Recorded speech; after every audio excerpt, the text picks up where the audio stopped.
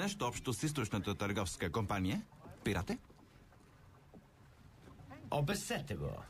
Дръжте го на мушка, Джилет, и го ковете. Гледай ти, Джак Спароу, нали? Капитан Джак Спароу, много моля. Къде ти е корабът, капитане? Все още не съм си избрал. Каза, че ще краде кораб. Истина е, видя ли? Ето оръжието му. Не е зареден и няма барут. Компас, който не сочи север.